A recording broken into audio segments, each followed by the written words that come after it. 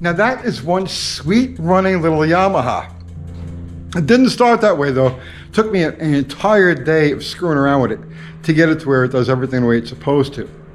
So just to recap real quick how we ended up with this 1982 Virago is a few weeks ago I picked up an 83 Virago that I want to do as a cafe racer.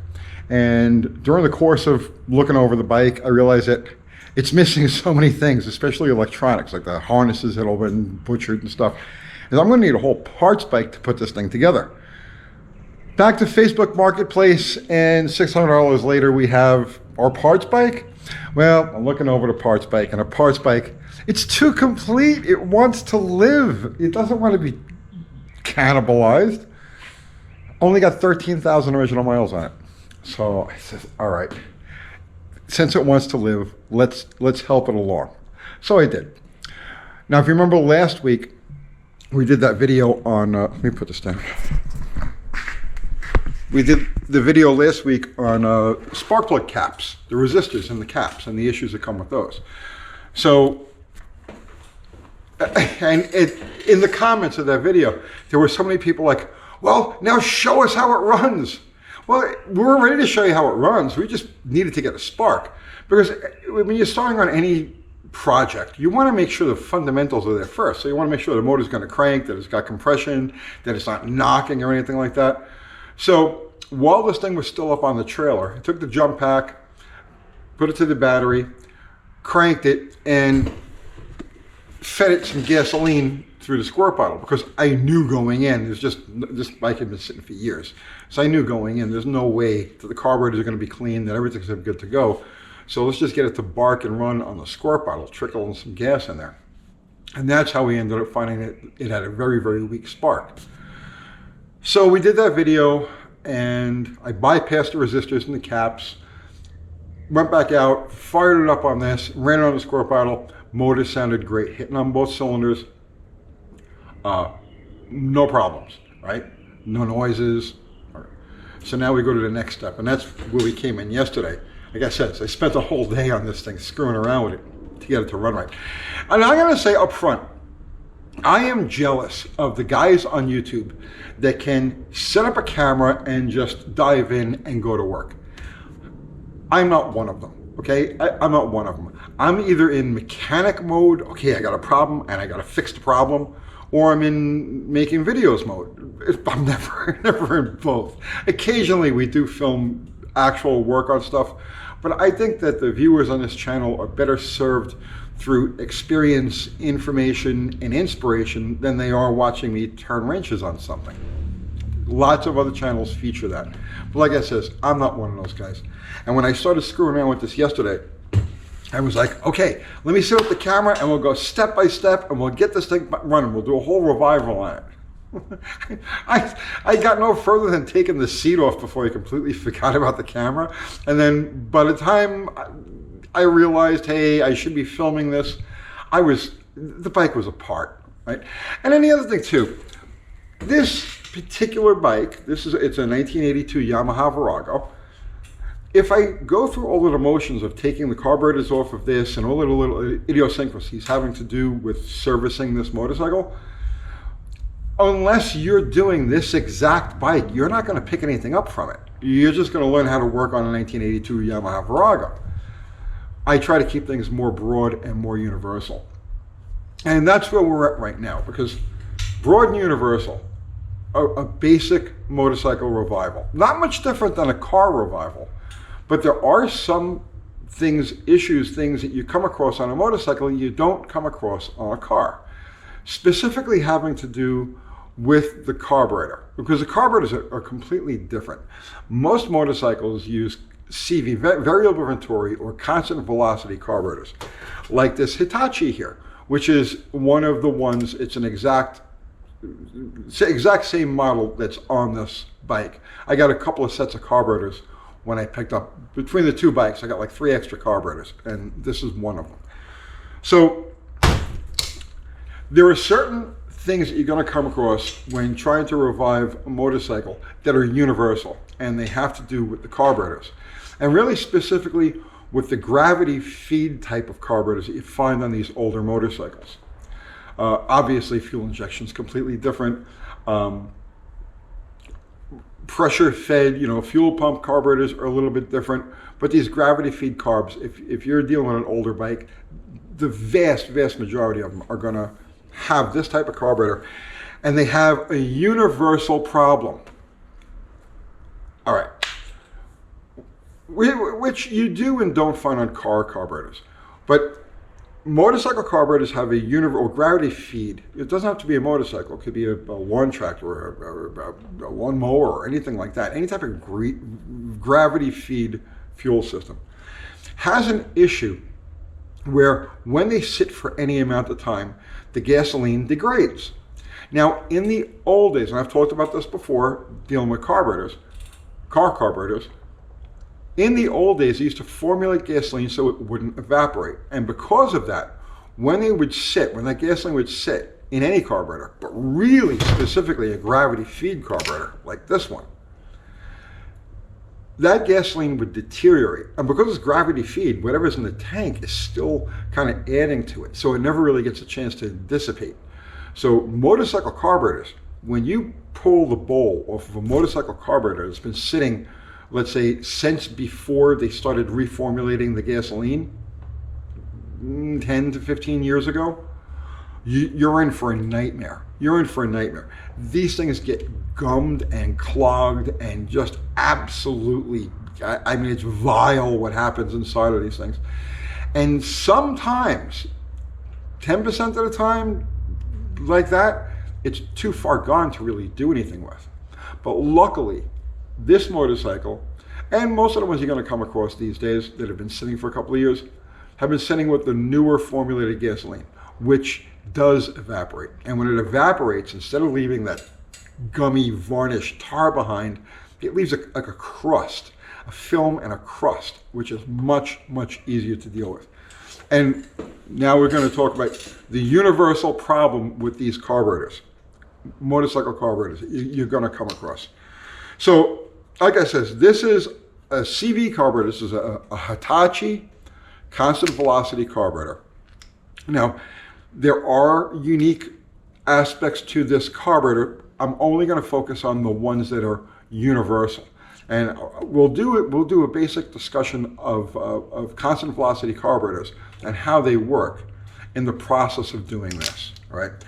So in our case here, when we pulled the bowls off this carburetor, they were clean, like this one.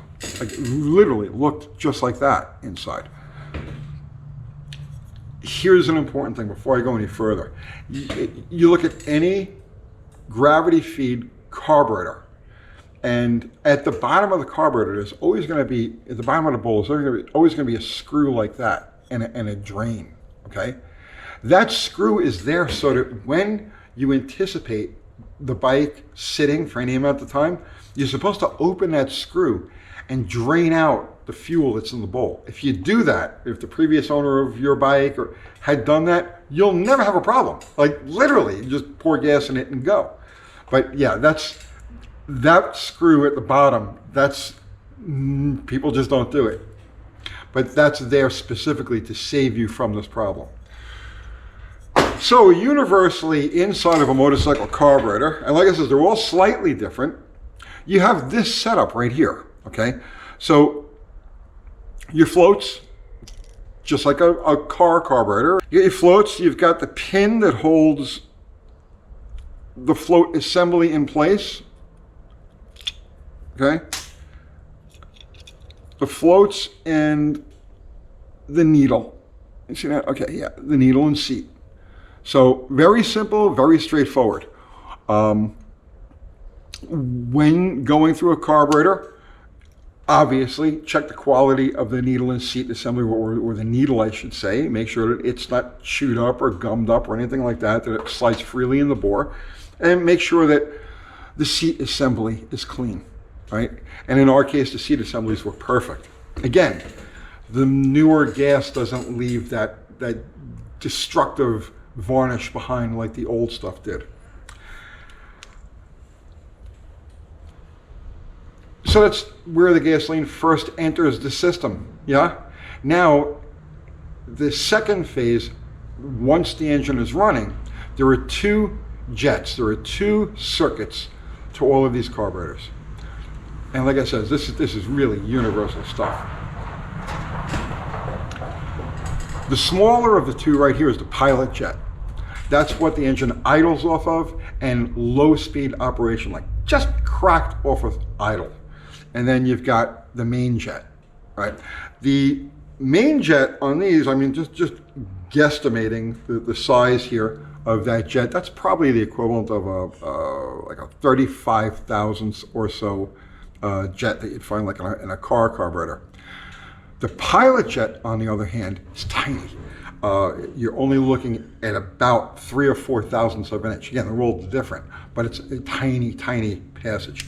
Now, when I do car carburetors, and I'm going through the passages on automotive carburetors, I'll use this stainless wire to pass through. I know everybody has their different things. Don't use torch tip cleaners on them, because torch tip cleaners are serrated and they'll open the jet. While you're cleaning it, it's actually opening the jet. So you want to use, I use this stainless steel wire. Some people use guitar strings, all sorts of different, but the idea is you use this to pass through those passages. And for something like the main jet, which has got a large diameter hole, that's fine. When you get to the idle jet, or a low speed jet, pilot jet,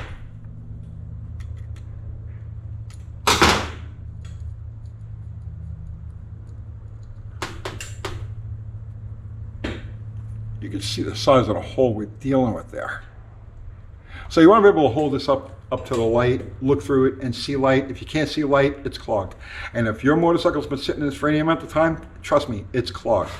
Now for these on a motorcycle, I found that the bristles on this type of wire wheel are just about the perfect diameter to pass through. Well, I pull a bristle out. I'm just showing you for demonstration purposes. These bristles are just small enough to pass through and clean out these jets. So that's the biggest thing. The most common deal when you take a motorcycle out of storage and sit in front of you at the time, you can generally get them to start on the choke, and then when you take the choke off, it won't want to idle. That is your problem right there, okay? So figure out the method you're going to use to clean your jet, depending on the size, depending on what you've got handy, but that's the main thing. Now the main jets very rarely get clogged. So let me pull the main jet out of this one. Because the hole is so big, that doesn't mean that the hole isn't constricted with fuzz. So you want to clean them anyway. You want to clean them pretty thoroughly anyway. But that, and like I said, the main jet, the pilot idles off of, and like I said, it's just very low speed operation, sort of the same as a transfer circuit in a car carburetor.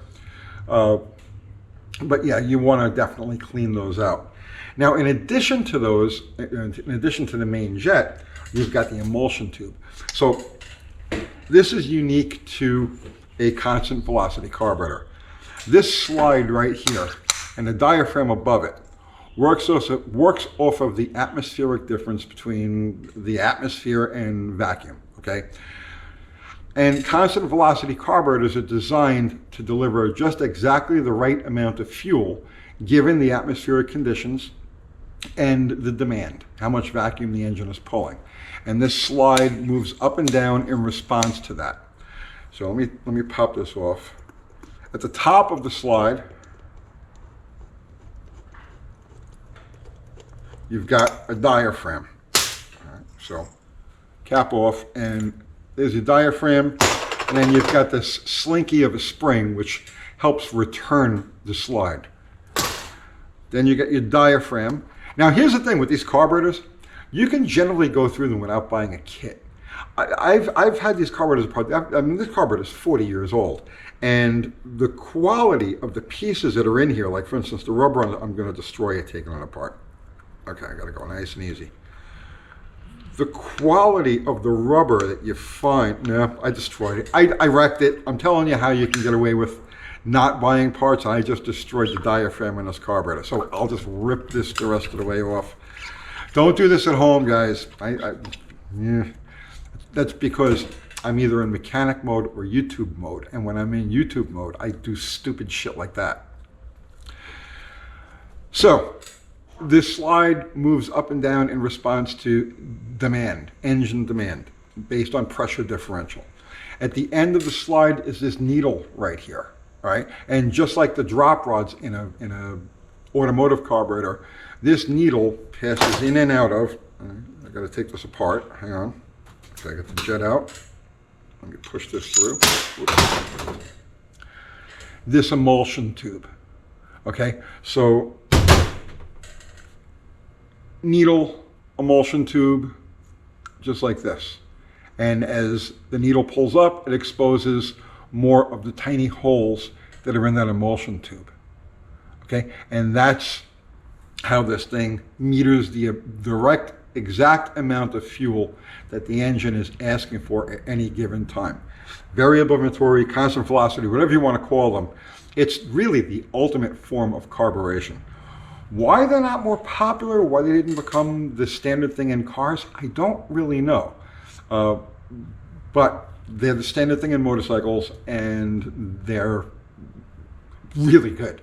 They work really, really good. The throttle response, because of the way these things are designed, you don't need an accelerator pump. The throttle response is always instant, providing everything is tuned correctly. The throttle response is always instant. You've always got maximum economy. It's always delivering exactly the amount of fuel that the engine is asking for. So, but that's the essence of a CV carburetor. Diaphragm, slide, needle, main jet, and, or other way around, right? Emulsion tube, and then the main jet screws into the end of it, okay? All of those little holes in there need to be cleaned out with whatever wire or device or you're going to use. So those are the main circuits that you're going to deal with and the main problems that you're going to deal with in a motorcycle style carburetor. Now they all have chokes. Choke is a little bit different on a motorcycle carburetor than it is on a car carburetor. On a car carburetor, it's just a flapper over the top of the carb that chokes off air. What you have on a motorcycle carburetor is an enrichment circuit. So this is the choke right here. When you apply the choke, you're lifting up on a valve. You're opening a valve. And what the valve opens is a passage that bypasses the butterfly and all of that. So regardless of where the throttle position is, you're taking air from the filter side of the carburetor. And if you look in here, you can see right there, that little hole. When you apply the choke, you're taking air from that side. Oh, okay, my orientation is a little off. You're taking air from that side through this passage, this valve, and then emptying it out on that side. And you can see the hole right there. Okay, so on its way through, it picks up some fuel through the main. Is it the main on this? Yeah, it picks up some fuel through the main circuitry, or the main jet. So that's what it's choking off of. When you open a choke, when you set the choke on this, you're opening this valve, allowing a stream of air to bypass the blade, the throttle blade, and pick up some extra fuel on its way through. That's how the choke works on those. And I don't have a wrench handy to take. Oh, one second. Pop this right out of here. Now it's tight. Hang on. I'm going to butcher it, see, because once again, I'm in YouTube video making mode and not mechanic mode. So I do everything a little butterfinger. And that's your choke valve right there. And that's the actual valve itself. And the spring that returns it to the closed position when you take the choke off. That's it. That's all you're going to find inside it with typical motorcycle carburetor. And like I said, unless the thing's been sitting since the old days with the old varnish forming gasoline, you can generally go through these carburetors without buying a kit. The basics of motorcycle carburation. do not be afraid of these things. Taking them off and putting them on is far more difficult than actually going through them. It's all very common sense stuff. Taking them off and putting them on, that's like, for instance, on this Virago, the carburetors are stuck between the V, and you actually got to loosen the carburetors, unseat them from their manifolds, and then unbolt the manifolds and get the manifolds out of the way before you can pull the carburetors out. Right? Inline fours, you got to move the air box, and you can slide the rack of carburetors back and then out. There's so many different variations. If you're lucky, you've got a Harley Davidson and the carburetor's just stuck to the side of the motor. So that was it. I went through these carburetors. It wasn't over though, because even though I got the engine to start immediately, idle, clean, it was beautiful, it wasn't taking throttle. And that threw me for a loop, because I had gone through the carburetors, everything looked good. I couldn't imagine why, as soon as I would give it any type of throttle, it would want to die, or it would just run on one cylinder. Lots of head scratching. And I actually went through the whole process of taking the carburetors back off the bike, taking them back apart to see if I had missed anything. I didn't. After a lot of head scratching, what I found was this fitting right here is the vent, not only for the float bowl. You can see there's a, if you look right in there, okay, you see where my finger's pointing? That's the vent for the bowl. That has to be open to atmosphere for fuel to be able to pull through the jets. That has to be free. This leads to two fittings. Here's one, and here's the other, okay? And inside of here is a filter, because they didn't want dirty air entering the carburetor, so they put these filters on here. And then from there, it goes to the backbone of the bike, to under the seat, where it'll pull in air. It'll allow clean, dry air to flow through the system and keep everything good. Well, this one here is clogged. Dirt daubers or something got in there and clogged it. So because this was clogged, the carburetor, A, couldn't pull fuel up through the jets, and B, the slide wouldn't work. The slide wouldn't function correctly because it needs to be open to the atmosphere for it to work. So little things like that, oh God, that'll drive you crazy if you don't find them. I also had some problems with the petcocks. This bike has two petcocks. It's designed in a tank. The tank settles down over the backbone of the frame far enough that it has a petcock on each side and a petcock for each carburetor.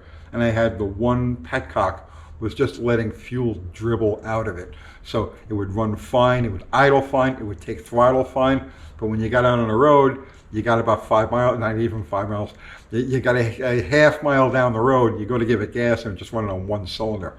And what I found out is that one of the petcocks was clogged. It's those little things. Spent the whole day screwing around with this bike to get it to where everything functioned, nothing was leaking, and start, run, ride. And it is a fun little bike, I gotta tell you. It's got 13,000 original miles on it. It's intact. It'll actually clean up pretty nicely. They handle great. It's not much of a chicken strip there, right? But the front, I probably rode this thing, I know I rode it further, harder, and faster than I should have. Look at this. You know, I should have looked at the tire before I took it for a ride, but I didn't. So, you know, yeah, definitely got to stick some rubber on this bike. I don't know what I want to do with it yet. If I'm not gonna hack it up. It's a survivor. It's a unique bike. We did the whole video on these early Viragos and how they really did change the world of motorcycling. So it has a place in history, even though it's really not the most desirable or the most beautiful thing that ever lived. I like it. It's a really fun little scooter. So that's it. Cheap bike revival. Those carburetor issues are what you're going to come across. Like, I can't tell you how many. I've done an uncountable number of motorcycles over the course of my life. And these issues that I'm showing you on this carburetor are like really universal. Do not be afraid to dive in there and go. Find a literature that applies directly to your carburetor, because not all of them are going to be this Hitachi that I'm showing you, but they all have these systems in common, and they all have failure points in common. Just know what you're working with. Take your time. Don't get frustrated. If things don't work out exactly right, regroup and then start looking around, like I had to yesterday with the blocked vent. That really caught me. I was mad. It's a good thing the camera wasn't going. I was like pulling my hair out. What the hell did I do wrong? But you know, this is not universal, but it is idiosyncratic to these particular motorcycles. So if you happen to have a Virago and you've only got one cylinder that's running, you won't take throttle, check for a clogged vent. That's it, guys. I hope you got something out of that. Go find a cheap bike and beat it into shape and smile all day long, because that's what I'm going to roll this thing around the neighborhood like slowly. I don't need that front tire exploding on me, but I really do want to ride it a bit. I'll see you tomorrow.